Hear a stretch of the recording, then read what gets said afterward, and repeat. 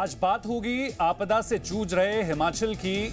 आज बात होगी हिमाचल का वर्तमान और भविष्य कैसे सुरक्षित होगा, कैसे सुधरेगा।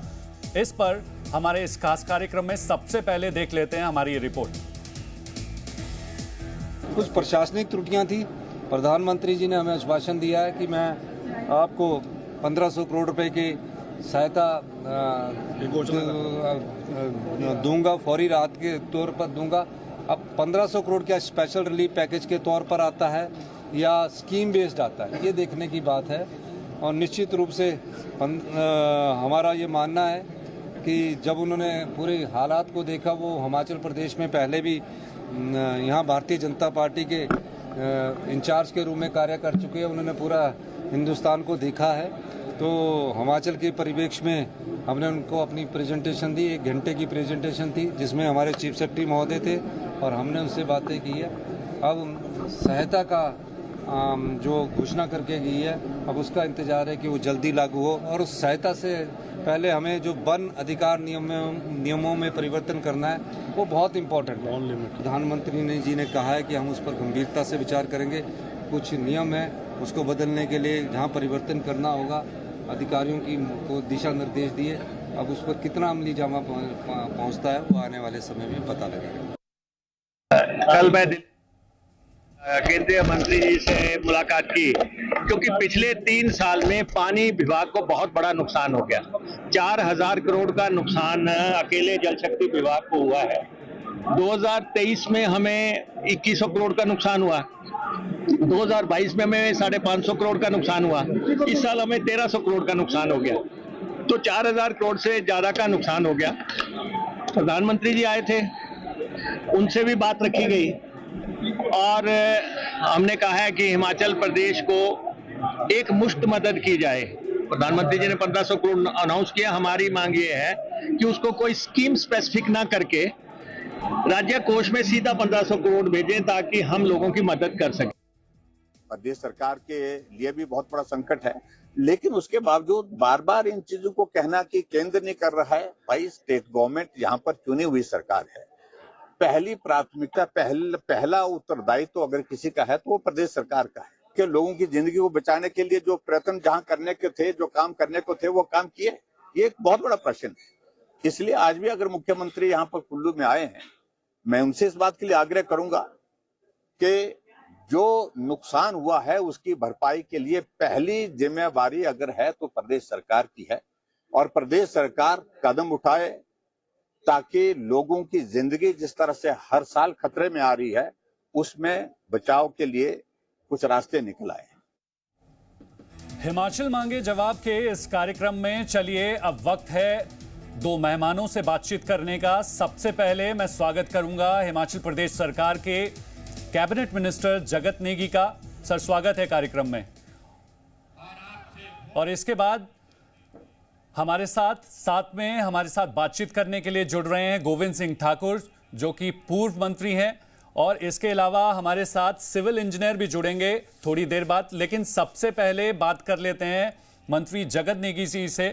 जगत नेगी जी, जिस तरीके से हिमाचल प्रदेश इस वक्त आपदा से जूझ रहा है, हिमाचल को दोबारा खड़ा करना है, कहीं ना कहीं लोग इंतजार कर रहे हैं कि उन तक रिलीफ पहुंचे, उनकी सड़कें ठीक हों, किसान बागवान परेशान हैं, उनका जो है नुकसान ना हो, उसको लेकर आप भी कई सारे बाढ़ प्रभावित इलाकों में जो है राहत बचाव कार्य में जुटे थे। फिलहाल इस वक्त लेटेस्ट स्टेटस है क्या?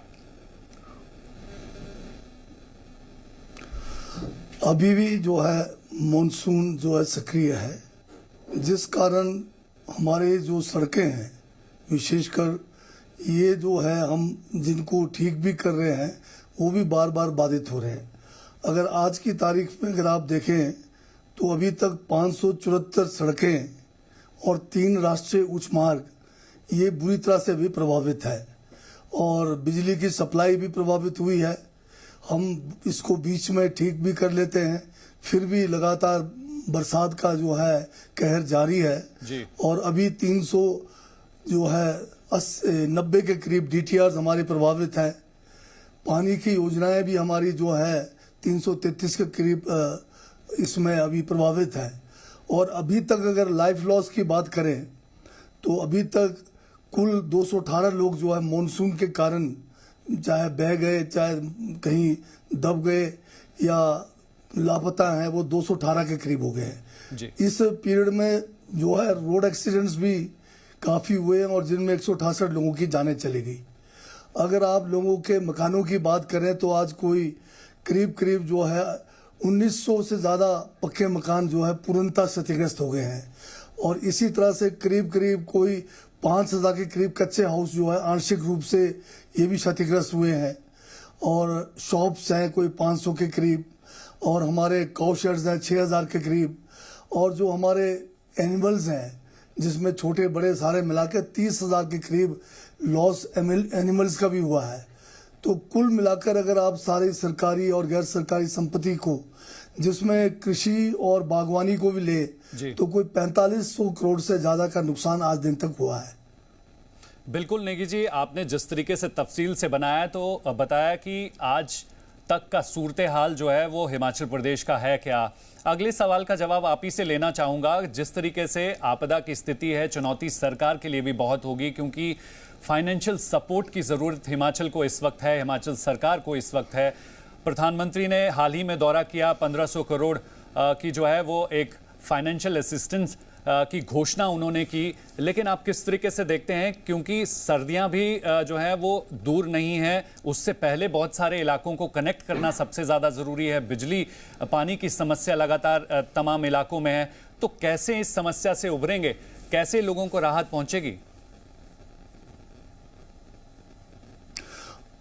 ये जो हिमाचल में पिछले 3 सालों से लगातार जो है मानसून का कहर बरप रहा है, अगर 2023 में लगाएं तो बहुत बड़ी त्रासदी रही। उसमें 10,000 करोड़ का मूल्यांकन केंद्र की टीमों ने किया, परंतु उसके एवज में केंद्र सरकार से केवल मात्र जो है 2,000 करोड़ की राशि वो भी 2025 में स्वीकृति हुई है, जिसमें 500 करोड़ तो जो है उस 2000 में से वो स्टेट का शेयर है, तो केवल 1500 करोड़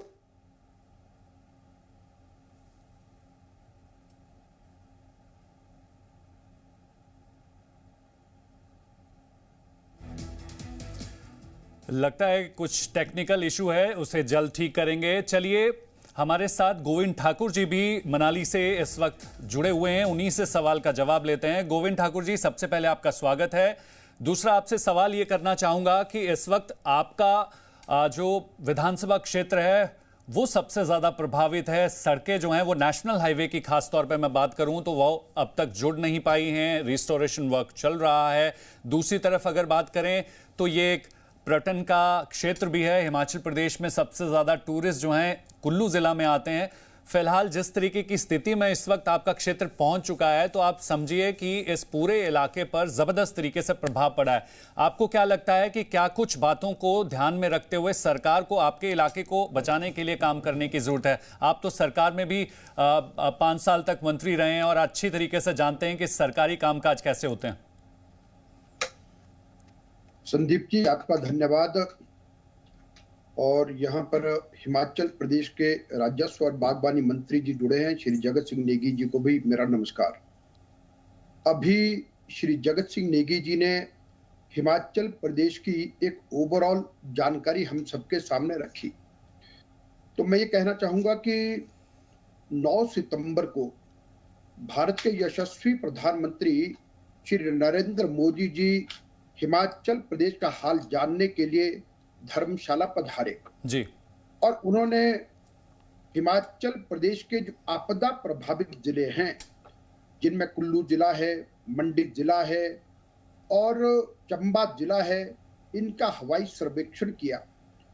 और हवाई सर्वेक्षण करने के बाद जो बैठक उन्होंने हिमाचल प्रदेश की सरकार के साथ धर्मशाला में की है और उसमें 1 घंटे की प्रेजेंटेशन प्रदेश की सरकार ने दी है जी।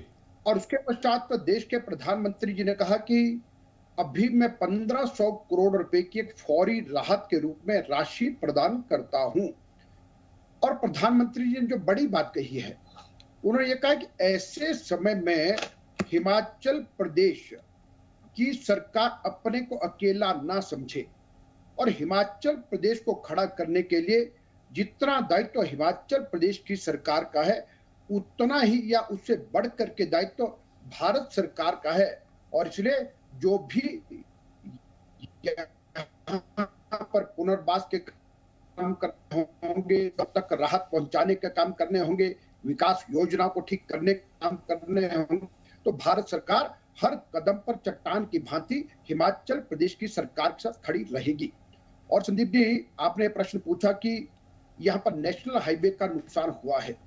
मैं एक बात कहना चाहूंगा कि शायद हिमाचल प्रदेश का सबसे पहला हाईवे कुल्लू से मनाली तक के डबल लेन बनके तैयार हुआ, और मुझे लगता है कि हिमाचल प्रदेश में national highway authority of India का ये पहला प्रयोग था, और निश्चित रूप से उसमें कमियां रही हैं, और 2023 की बाढ़ में कुछ कमियां ध्यान आई हैं। और अभी हमने भी भारत सरकार से बात की है और national highway authority of India से भी बातचीत हुई है कि अब ये सब का सब कैसे ठीक होना चाहिए। और अब उसमें एक बात पर चर्चा हुई है कि जहां जहां पर ब्यास नदी यानी लगातार जो कटाव करती है, उन जगहों पर अब national highway authority of India लगभग 4 से 5 मीटर तक ब्यास नदी के बेस में जाकर के आरसीसी की यानी फाउंडेशन डाले, और जो एग्जिस्टिंग सड़कें हैं इन सड़कों को लगभग 2.5 से 3 मीटर तक और ऊपर करके, ताकि ब्यास नदी से वो ऊपर जाए। और दूसरी बात यह है कि एक बड़ी समस्या हिमाचल प्रदेश की सब सड़कों में रही है जी। और मैं कहूंगा कि यानी जहां पर भी कहीं लैंडस्लाइड होता है, एक तरफ नदियों का और नालों का खतरा है, और एक तरफ जो सीधी पहाड़ियां वहां से जो पत्थर गिरते हैं, जो लैंडस्लाइड होता है, लगातार लोगों को खतरा बना रहता है। तो उस विषय पर भी एक गहन चर्चा के उपरांत ये निर्णय अब लिया गया है, जो पिछले कल भी यहाँ केंद्रीय मंत्री आई थी, उनके साथ जो बैठक में हमने NHAI से पूछा है, तो उन्होंने कहा जितने ऐसे पहाड़ हैं इन सब पहाड़ों को स्टेबलाइजेशन करने के लिए चाहे रॉक बोल्टिंग करनी है, शॉर्ट कंक्रीट करना, क्या तरीका हो सकता है, एक अच्छे विशेषज्ञों की टीम के द्वारा उनको रोकने का भी काम किया जाएगा। बिल्कुल आपने ठीक कहा गोविंद जी, क्योंकि जिस तरीके की समस्या के बारे में आप चर्चा कर रहे हैं वो अब हिमाचल की सबसे बड़ी समस्या बन चुकी है। आप पे जरूर आपके पास आऊंगा, लेकिन उससे पहले मंत्री जगत सिंह नेगी जी से एक सवाल का जवाब लेना बहुत जरूरी है। नेगी जी, आपसे मैं जानना चाहूंगा कि जो ये आपदा 2023, 2024 और अब 2025 में हिमाचल प्रदेश के लोग झेल रहे हैं, उनमें बहुत सारे ऐसे लोग हैं जो बेघर हो चुके हैं, लैंडलेस हो चुके हैं। इन लोगों को रिहैबिलिटेट करने के लिए जो है सरकार के सामने एक बहुत बड़ी चुनौती है, वो है इन्हें विस्थापित करना। कैसे करेंगे, क्योंकि FCA आपके राह में सबसे बड़ा रोड़ा है, और इसी मामले पर प्रधानमंत्री जी से भी मुख्यमंत्री की बात हुई है। तो आप किस तरीके से देखते हैं, वो लोग इंतजार कर रहे हैं जो लैंडलेस हो चुके हैं, बेघर हो चुके हैं, तो सरकार उनको अकोमोडेट कैसे करेगी? हाँ, ये आपने सही फरमाया कि यहाँ पर फॉरेस्ट कंजर्वेशन एक्ट 1980 के तहत हिमाचल की जितनी भी भूमि है वो वन भूमि है, और वन भूमि पर अगर कोई भी किसी भी किस्म का कार्य करना हो, उसके लिए केंद्र से परमिशन, और उसके बाद परमिशन मिलने पर नेट प्रेजेंट वैल्यू भी जमा करना पड़ता है। तो ये गंभीर समस्या है हिमाचल में। जो लोग लैंडलेस हो गए हैं, जो जिनके पास अपने घर बनाने तक के लिए जगह नहीं है, तो हमने ये मामला पिछले दिसंबर के जो हमारा विंटर सेशन था धर्मशाला में जी। हमने एक प्रस्ताव पारित करके केंद्र सरकार को प्रेषित किया है कि FCA 1980 में इसमें संशोधन करके हमें जो है कुछ % भूमि जो फॉरेस्ट लैंड है उसको ऐसे परिस्थिति में जहां कोई लोग लैंडलेस हो जाते हैं, जिनकी ज़मीनें बह जाती है, उनको तबादले में, और जिनको मकान जिनके लिए जगह नहीं है देने के लिए विशेष जो है इसमें संशोधन 1980 के FCA एक्ट में करने की जरूरत है। तो ये मामला केंद्र के विचाराधीन है। केंद्र ने अभी तक इसके ऊपर सीरियसली जो है कोई सोच नहीं किया है, विचार नहीं किया है, जबकि ये अभी जो सेशन था मॉनसून सेशन पार्लियामेंट का, उसमें ये संशोधन लाया जा सकता था और हमें जो है बहुत बड़ी राहत इससे मिलनी थी। परंतु इसके साथ मैं ये भी कहना चाहता हूँ कि हिमाचल प्रदेश देश का पहला ऐसा राज्य है जिसने जो लोग जिनके मकान पूरी तरह क्षतिग्रस्त हो गए हैं, केंद्र सरकार केवल 1,30,000 रुपये मात्र जो है पूर्णतः क्षतिग्रस्त मकानों का देते हैं। ये हिमाचल प्रदेश की सरकार हमारे माननीय मुख्यमंत्री ठाकुर सुखविंदर सिंह सुक्खू के सोच के कारण हर जो है पीड़ित को 7 लाख रुपए टोटल मकान के लिए दे रहे हैं, जो पहली बार हिंदुस्तान के अंदर हुआ है। और इसी तरह से जो आंशिक रूप से मकान ध्वस्त होते हैं, केंद्र कुल 2,500-3,000 रुपए का प्रावधान है, जबकि 1 लाख रुपए विशेष पैकेज में हिमाचल में 2023 में भी दिया गया और 24 में भी दिया गया, और इस बार भी इसको जो है पूरे देश के प्रभावित क्षेत्रों में देने की घोषणा हमारे जो है कैबिनेट ने भी किया है, माननीय मुख्यमंत्री जी के द्वारा किया गया है। इसमें अगर मैं बताऊं तो पहली बार जो है हिमाचल में जो लोगों के मकान के अंदर जो साजो सामान चले जाते हैं, उसका केवल 10,000 रुपए केंद्र की तरफ से मिलता है, उसको 70,000 रुपए किया गया है। अभी जो हमारे पशुधन है उसका भी बहुत नुकसान हुआ है। केंद्र के मैनुअल में जो है केवल 3 जो है छोटे पशुओं तक 3,000 रुपये, बड़े पशुओं को 3 तक 33,000 है, उसको भी बढ़ाकर बड़े पशुओं का 55,000 और छोटे पशुओं का जितने भी संख्या नुकसान हुआ है उसके हिसाब से 9,000 देने का प्रावधान किया है। तो ये एक बड़ी जो है राहत का जो पैकेज हिमाचल ने बनाया है, ये अपने आप में जो है पहल है।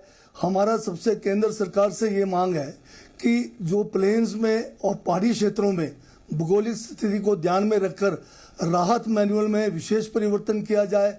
चाहे सड़क बनाने की बात है, चाहे पेयजल योजनाओं की बात है, चाहे मकान बनाने की बात है, इसमें हमें पहाड़ी क्षेत्र को जो है भौगोलिक स्थिति के हिसाब से हमें राहत मिलना चाहिए। जहां तक ये जो national highway authority of India की बात है, 2023 में कुल्लू मनाली का बहुत बड़ा जो है रोड का हिस्सा जो है ढह गया था। हमने जो है स्टेट डिजास्टर मिटिगेशन फंड से 150 करोड़ से ज़्यादा की स्कीमें जो है कुल्लू मनाली के लिए सैंक्शन किया। उसके कुछ काम भी हुए, नतीजे भी अच्छे हुए, परंतु हमें अफसोस इस बात का है कि नेशनल अथॉरिटी ऑफ इंडिया ने 2023 की सीख नहीं ली और कुल्लू मनाली के समय रहते हुए अगर ये मिटिगेशन किया जाता तो हम इस त्रासदी से बच सकते थे। बिल्कुल, आपने ठीक कहा। इस वक्त हमारे साथ एक और मेहमान जुड़े हैं जो सिविल इंजीनियर हैं, अपूर्व ठाकुर। आपका बहुत बहुत स्वागत है। अपूर्व, आपसे ये समझना चाहूंगा, जिस तरीके से सत्ता पक्ष से कैबिनेट मिनिस्टर हमारे साथ हैं, पूर्व मंत्री गोविंद सिंह ठाकुर जी भी हमारे साथ हैं, तो आपसे एक सवाल का जवाब जरूर लेना चाहूंगा। जिस तरीके का विकास हिमाचल प्रदेश में पिछले कुछ सालों से हुआ, चाहे वो सड़कों का हो या दूसरे सेक्टर का हो, उसमें आप कमी क्या देखते हैं और आने वाले समय में किन बातों पर फोकस करना चाहिए सरकारों को? देखिए सर, सबसे पहले तो जो भी विकास कार्य हो रहे हैं सभी लोग इस चीज का स्वागत करते हैं, लेकिन टेक्निकली अगर इस पे बात की जाए तो सबसे बड़ी बात ये है कि जो हिमालयन माउंटेन रेंज है ये एक यंग माउंटेन रेंज है। ये यूरोप के किसी पहाड़ की तरह कोई स्टेबलाइज्ड या बहुत पुरानी माउंटेन रेंज नहीं है। यानी कि जो यंग माउंटेन रेंज है उसमें रॉक्स में फ्रैक्चर्स होते हैं, स्लोप में स्टेबिलिटी नहीं होती है। इस कारण मुश्किल से जो पहाड़ है हमारे हिमाचल प्रदेश के या फिर उत्तराखंड के ले लीजिए, एक सिंगल लेन रोड को ही सहन कर सकते हैं। डबल लेन नहीं, हम यहाँ 4 लेन प्रोजेक्ट्स की बात कर रहे हैं। अगर 4 लेन प्रोजेक्ट्स आएंगे तो निश्चित तौर पर जो स्लोप स्टेबिलिटी है वो हम अचीव नहीं कर सकते हैं पूरी तरह। उसके पीछे कारण ये भी रहता है कि अगर आपको मान लीजिए 70 फुट की आपने कटिंग कर दी है और 10 से 15 फुट की ही आप जो दीवार दे रहे हैं, रिटेनिंग वॉल दे रहे हैं, अगर आप 70 फुट की जगह पूरी रिटेनिंग वॉल देंगे तो जो कॉस्ट होती है प्रोजेक्ट की वो 3 गुना 4 गुना बढ़ जाती है।